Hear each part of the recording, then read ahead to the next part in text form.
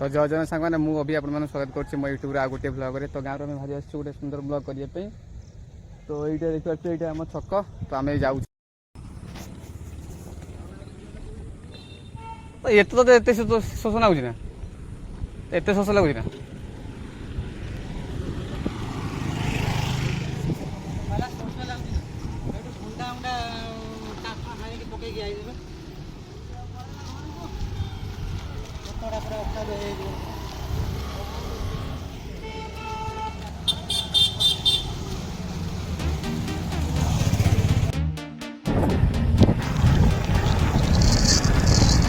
Finally आम water चलीचु Bablu से आमर अच्छी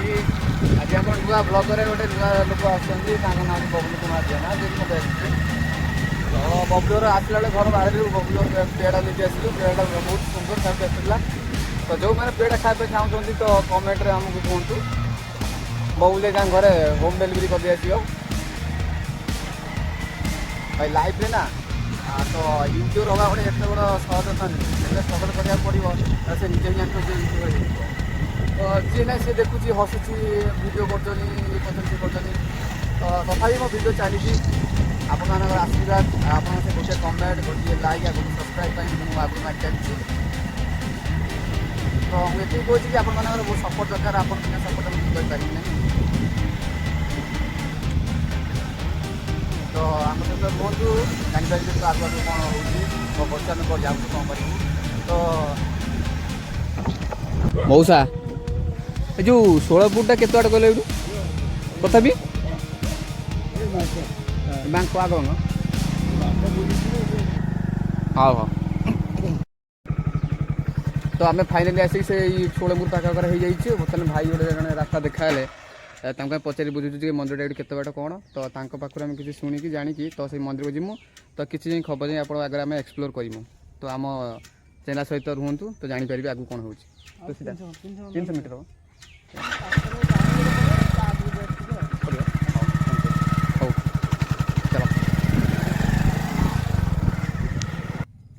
तो आप देखते पारे मुझे से पाखे पहुँच जाइए तो आप पछ बैकग्राउंड जापर मंदिर के पुराना कौन हो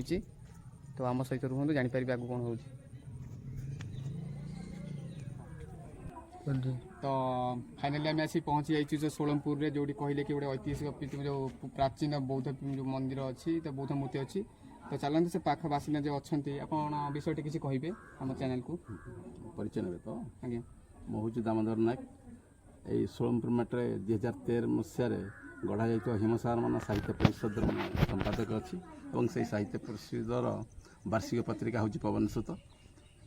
ता ऑर्गेनाइजर संपादक भाव अच्छी तो किसी मंदिर विषय किसी आम जानापी चाहूँ कि तो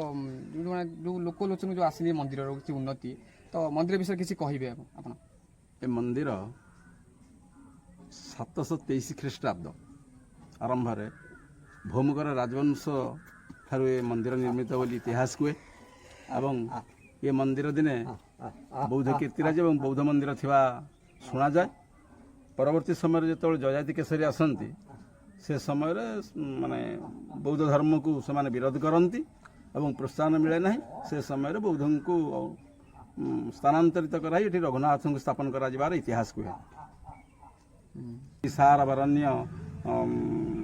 प्रवचक माने मालिका ये सोलमपुर कथा शुणा जाए मैंने निश्चित शुणी तो किसी लोक मैंने जन लोक जो कहते पाखापाखा जो बासिंदा लोक कहते तो मंदिर बहुत ऐतिहासिक रही तो मंदिर मुख्य माने कौन अच्छे मंदिर बर्तमान देखा गले जहाँ रघुनाथ मंदिर बोली समस्ते माने जानती किंतु इतिपूर्व बौद्धंकर मूर्ति था बौद्ध ऐतिहासिक बौद्ध कीर्ति समग्र माने ओडिशा नुह भारत नुह समग्र विश्व सोलमपुर माने परिचित यह सत्य राधाकृष्ण माने पार्श्वदेवता राधाकृष्ण अच्छा जगन्नाथ लक्ष्मीनारायण अच्छा विभिन्न नामधारी शालग्राम अच्छा पूजा विधि विधान वर्ष 12 मास भितर माने पूजा कर मंदिर के बर्तमान मालिकाना सत्तर में चलुच्छे जमीदार मैंने जो मैंने चलाऊे से जो परवर्ती मैंने उत्तर पीढ़ी मैंने हाँ ठाकुर अगाध संपत्ति से भाई भाई भर से मंदिर कार्यक्रम चलती तो आपण मैंने देखिए जो प्राचीन जो आम अच्छी जो कीर्तिराज जो अच्छी आम जो मंदिर सब चित्र कराई तो ये पूरा पत्थर बोधे सब ये पत्थर एटा बैतरणी एटा ये करंतु एटा बैतरणी एवं आखपाख निकट ग्रामरू माने उद्धार करा हैछि एवं देखते चाहूथे तो आसपारती आप भद्रक भंडारी पुखुरी सोलमपुर मात्र आप नेक्स्ट ठार 15 ରୁ 16 किलोमीटर हम तो आप आसिकी ये देखिए बहुत भल प्लेस अच्छे ये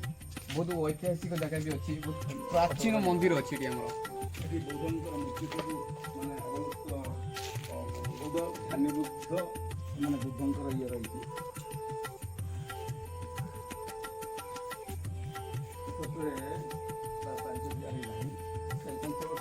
बौद्ध मूर्ति बैतरणी माने गोपालू प्रतिष्ठा गरुड़ मूर्ति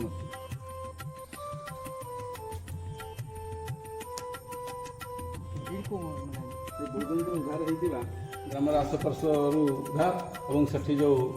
माटी पात्र गुड़िक देखुंट से समय प्राचीन मूर्ति बैतरणी उद्धार जो मैंने तंत्र साधक तंत्र साधिका मैंने थे से समय माने उपकरण गुड़िक बैतरणी उद्धार हो बहु प्राचीन ये माने उद्धार होकर संग्रहालय रही तारा मूर्ति बुद्धंक बाल्य जीवन सन्यास पर्यंत या भितर बुद्ध ठाकुर पाइए मृत्यु पर्यंत माने महाप्राण पर्यंत बुद्धंकर माने मूर्ति ये हूँ तारा मूर्ति ये बहुत दिन प्राचीन माने मंदिर हवा कि यहीटा को माटी खोलू खोलू अल्प दिन आगुरी हाथ टे जना पड़ा जे हाथ है आज्ञा तो पत्थर सब हाँ हाँ हाँ पूरा मैंने दामी पत्थर से मैंने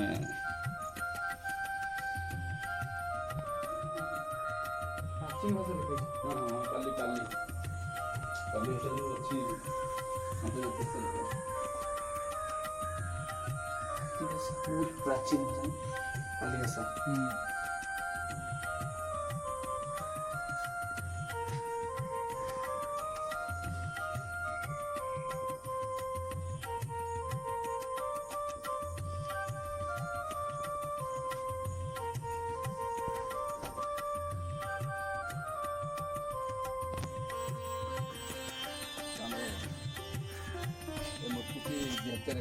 बाईस हिमसारमान साहित्य परिषद आनुकूल्य प्रतिष्ठित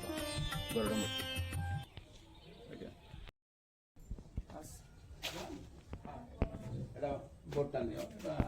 हिमसारमान साहित्य परिषद जनवरी 19/1/2025 प्रतिष्ठित और यार मूल हूँ 2013 अनुष्ठान आरंभ होता अनुष्ठान एवं सामाजिक कल्याण वृक्षरोपण कार्यक्रम को आध्यात्मिक कार्यक्रम भागवत माने कार्यक्रम कर द्वारा समाज अनेक किसी कार्यक्रम तो से क्लब तरफ आम गोटे हिम सारमना साहित्य परिषद देते बहुत धन्यवाद तो ये आम घर अभिमुखे हवा तो मैंने रेस्ट नौ सब घर को जा आप देखिए पछ बैकग्राउंड कौन अच्छी प्राचीन बौद्ध कीर्ति सोलमपुर इतिहास जदि यहीपरी आपण गाँव किसी इतिहास रही लुचिक रही तो लोकलोचन को आसीपार तो आमको कमेंट करूँ तो आम जाकि आप गाँव एमती जा इतिहास लोकलोचन को आणबू तो जदि भिडियोटी भल लगे तो लाइक करूँ कमेंट करूँ हाँ सब्सक्राइब करने भूलिए नहीं आम चैनल को।